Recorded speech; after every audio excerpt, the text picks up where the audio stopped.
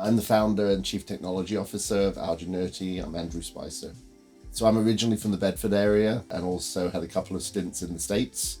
Had a career spanning back to genetics, a degree in genetics, and then a PhD in molecular and cell biology, which then led me to a postdoctorate in the United States, Mayo Clinic in Arizona.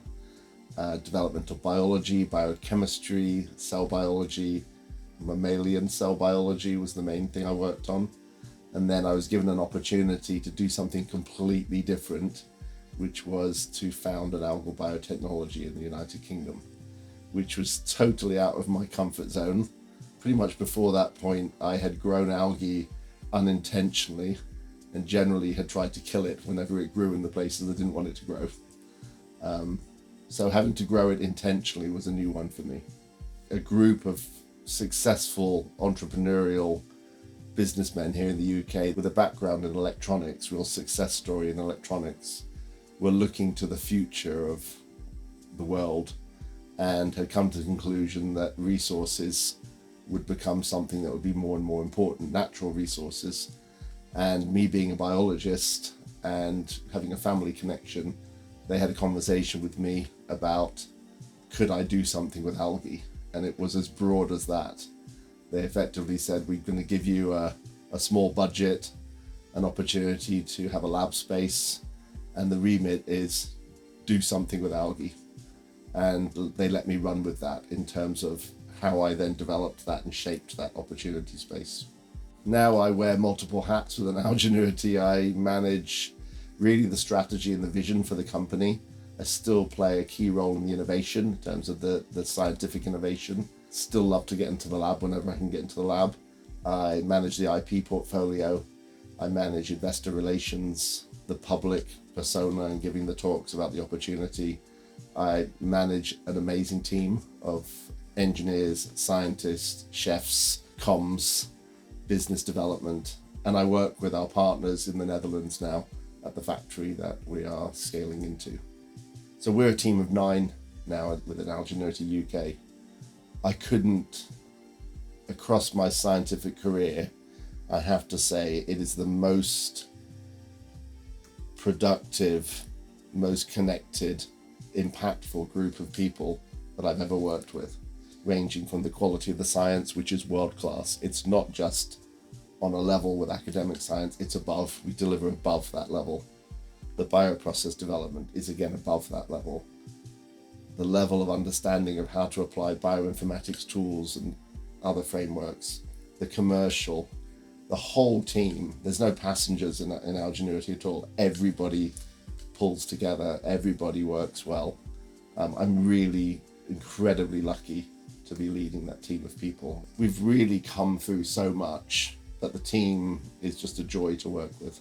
The product is really, it's all about, I think, making algae a real opportunity. I think what we realized when we did the deep dive early on in Algenuity, first of all, I developed the brand name Algenuity, which is a combination of algae, genetics and ingenuity, which is about solving problems in an imaginative way, sort of out of the box thinking.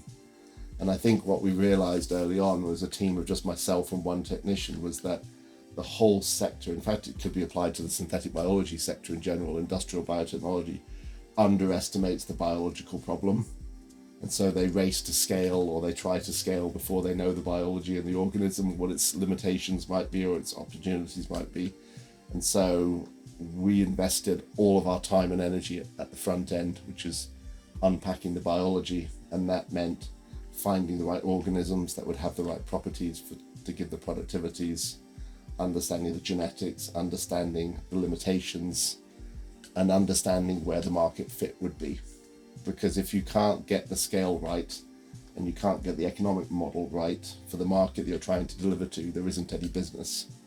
And so we've done that. And I think, our mission as a company is about impact. We now say making algae mainstream. But we're effectively now a food biotechnology company. We're in scale up and we're delivering to a global food marketplace where it's not about gimmicky foods, it's not about algae foods or green foods or anything like that. It's about actually the future of food systems. It's about how the future planet is going to eat and how we potentially shape that opportunity to create foods that are healthy, create foods that are more sustainable, create foods that people enjoy eating and at a price point that they can afford.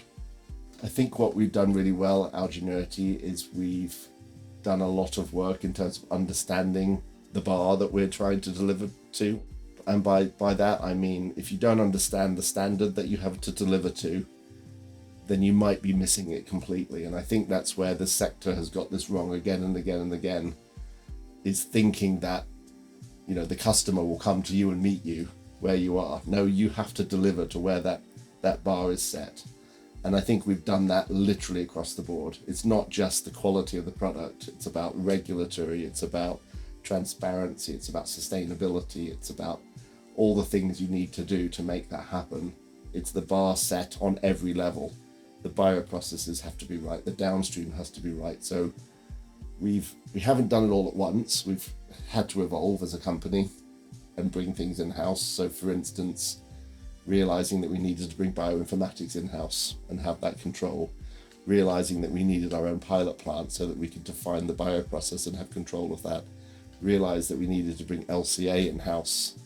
We've had to bring those things under our control so that we know how we can set that standard and deliver to the standard that the food industry needs, because the standards are incredibly high for good reason. People expect food to be safe. That's, you go to the shop and you expect to buy food that's going to be safe and that's going to be nutritious, and that's where we put ourselves at that. We take that very, very seriously. I think we've done that better than anybody. I mean, it's been a long journey for us, but we've never wavered from that global impact aspect.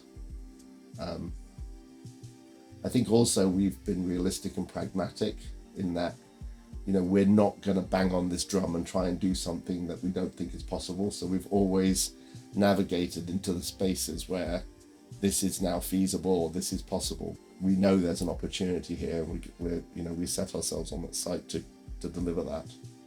So I think reflecting back, it's just been a interesting evolution of a company in terms of the journey we've been on. We've had so many cool people along the journey with us. I think the other thing that I can comment on is I've actually underestimated the flexibility of the organism that we work with. You know, when we started thinking about non-green chlorella, we were satisfied if we would get a yellow chlorella, and then we ended up with a white chlorella, which surprised us. The white chlorella was 35% protein, and we were challenged to take it to above 50% protein by evolution. I didn't think it was possible, and now we're at above 60% protein. That's all within the genetics of one organism. It's given that flexibility. So I've been genuinely surprised by the flexibility and the genetics that's possible within one organism. That's what we've done, is we've transformed something that was known to be very nutritious into something that now is suited for mainstream foods. And I think we can go further still. And I've got a cat who's entered the field. A little late.